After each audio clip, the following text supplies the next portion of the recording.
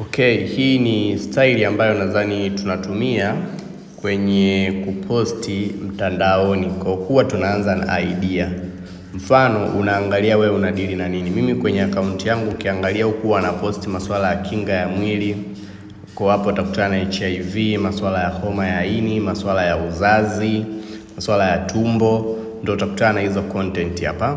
Sasa huwa tunaanzia hapa. Kwa unaangalia nadili na nini? Okay, kwa sababu nadili na HIV, labda kinga ya mwili na nini, naangalia kwenye content zangu sasa hivi nataka ni posti nini. Okay, nataka ni posti video ambayo inafuata hapa pia iwe inaongelea HIV. Sasa nafanyaje? Kwa kitu cha kwanza naenda kwenye ChatGPT. Lazima uwe na ChatGPT. ChatGPT inaniambia hivi, naomba maada labda tuchukulie 200 zinazoongelea changamoto ya HIV.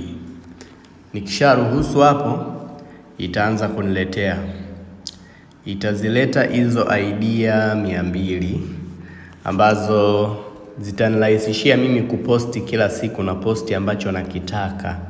Unaona, kwa hiyo utaki kuwaza utaposti nini, sijui kwamba utatoa wapi mawazo, utatoa wapi idea ChatGPT au AI ya ChatGPT au Google Gemini zinakusaidia wewe kukupa idea, ukaposti nini, ukaongelee nini na uandikaje, na inakupa mpaka maelezo yake. Kwa hiyo wewe huna haja ya kuhangaika. Mitandao imerahisisha. So hapo utaona imeniletea hizi zipo 200 na copy hapa chini ndo pa copy. Nikisha copy nazitunza sehemu ili nisiwe nahangaika kuingia kila siku kuandika labda hizo maada 200. Natunza wapi? Naenda kwenye notebook. Notebook kama hii, nitaenda sehemu ya kuandika hapa, nitaandika maada za HIV, alafu nitakuja ndazipaste hapa. Nikishazipaste hapa, kwa hiyo kazi yangu ni moja. Nikitaka kuposti maada yanayohusiana na HIV nakuja nachagua hapa. Hiyo maada nitakayoichagua ndo naenda kuipeleka kule kwenye ChatGPT, inanipa ile maada lile kama somo, alafu zeni mimi ndo naenda kuposti. Kwa kichwa cha habari kila kitu natengeneza kuanzia huku. Kwa mfano hapa ngoja ni posti hapa, nasema sababu za uchovu kwa mwenye HIV.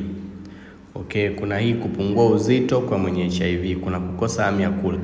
Sasa hizo zote ni maada. Kwa mimi ngoja niangalie ipi ambayo nipeleke. Madhara ya kuacha ARV bila ushauri wa daktari. Ngoja nipeleke maada hii hapa mfano. Nipeleke maada hii hapa.